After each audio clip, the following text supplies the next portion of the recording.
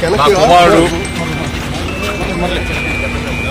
అమెరికాలో చదువుకొని వచ్చాడు, ఎంఏ చేశాడు, డిలాయిట్లో జాబ్ చేసి వచ్చాడు.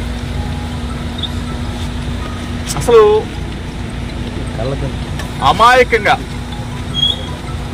ఎటువంటి తప్పు చేయనటువంటి మా కుటుంబాన్ని, నా మీద కక్ష ఉంటే ఉండొచ్చు చంద్రబాబు నాయుడు గారికి, నా మీద కక్ష ఉంటే ఉండొచ్చు లోకేష్కి. ఎగిరిగోల్డ్ ఏంటి బాబు, ఎగిరిగోల్డ్ ఆస్తులు ఆల్రెడీ అటాచ్మెంట్లో ఉన్నాయి. మొట్టమొదటిసారిగా నేను మీడియా ముందు మాట్లాడుతూ ఉన్నాను. మొట్టమొదటిసారిగా ప్రభుత్వం అధికారంలోకి వచ్చిన తర్వాత మొట్టమొదటిసారిగా మీడియా ముందుకు వచ్చారు. ప్రభుత్వం ఏదైనా మంచి చేస్తే మంచి చెప్దామని చెప్పి అనుకున్నాను. కానీ ఈరోజు ఎగ్రిగోల్డ్ భూములు ఏంటి, ఆల్రెడీ అటాచ్మెంట్లో ఉన్న భూముల్ని ఎవరన్నా కొంటారా? అటాచ్మెంట్లో ఉన్న భూములు, అది కూడా 2300 గజాల భూమి. ఆ 2300 గజాల భూమిని ఈనాడు పేపర్లో పబ్లిష్ చేసిన తర్వాత మా బాబాయ్ గారు, నా కుమారుడు ఏ విధంగా అయితే మనం కొనుగోలు చేస్తామో అట్లానే కొనుగోలు చేసి రిజిస్ట్రేషన్ చేసుకున్న తర్వాత అది మళ్ళా వేరే వాళ్ళకి అమ్మటం జరిగింది. అంటే ఏ విధంగా అయితే మనం భూమి కొని అమ్ముతామో అట్లానే అది వాళ్ళు మా దగ్గర నుంచి కొనేటప్పుడు కూడా ఈనాడు పేపర్లోనే పబ్లిష్ చేయించుకొని, సర్వే చేయించుకొని, అధికారులు ఇచ్చిన రిపోర్ట్ ఆధారంగా సబ్ రిజిస్ట్రార్ గారు రిజిస్ట్రేషన్ చేసి వాళ్ళకి అప్పచెప్తే ఇంతకన్నా దుర్మార్గం ఎక్కడన్నా ఉంటుందా చంద్రబాబు నాయుడు గారు?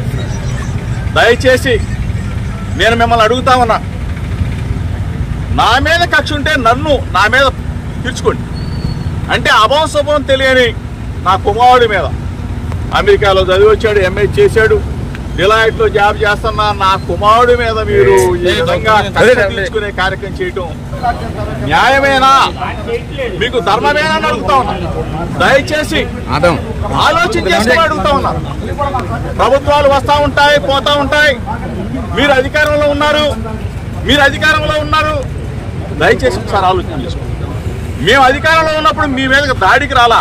దయచేసి మీరు ఆ మైండ్లో కానీ ఆ ఆలోచన కానీ ఉంటే తీసేసుకోండి. ఆనాటి ముఖ్యమంత్రి జగన్మోహన్ రెడ్డి గారి మీద అయ్యన్న పాత్రుడు గారు చేసిన విమర్శల్ని నానా బూతులు తిట్టిన తర్వాత మీ ఇంటికి వచ్చి ఒక పెద్ద మనిషికి నిరసన తెలియజేయడానికి వచ్చాను తప్ప మీకు చెప్తే ఈ వ్యవస్థని మారుస్తారేమో. 40 సంవత్సరాల చరిత్ర ఉన్న రాజకీయ అనుభవం ఉన్న చంద్రబాబు నాయుడు గారు ఒక మంచి చేస్తారేమో, ఒక మంచి ఉద్దేశంతో రాజకీయాలను తీసుకొస్తారేమో అని చెప్పేసి మేము ఆలోచన చేశాం. కానీ దయచేసి ఇటువంటి దుర్మార్గాలకి ఒడి కట్టవద్దు చంద్రబాబు నాయుడు గారు.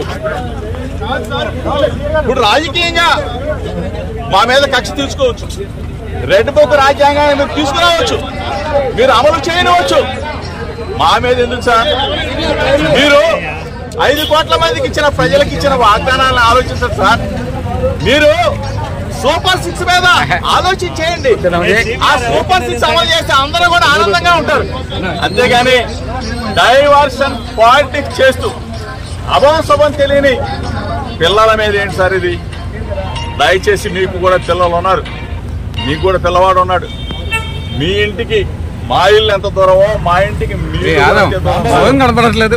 దయచేసి తెలుగుదేశం పార్టీ యావత్తుకు చెప్తా ఉన్నా, ఒక బలహీన వర్గాల వ్యక్తి జోగి రమేష్ కృష్ణా జిల్లాలో అంచెలంచెలుగా ఎదిగాడు.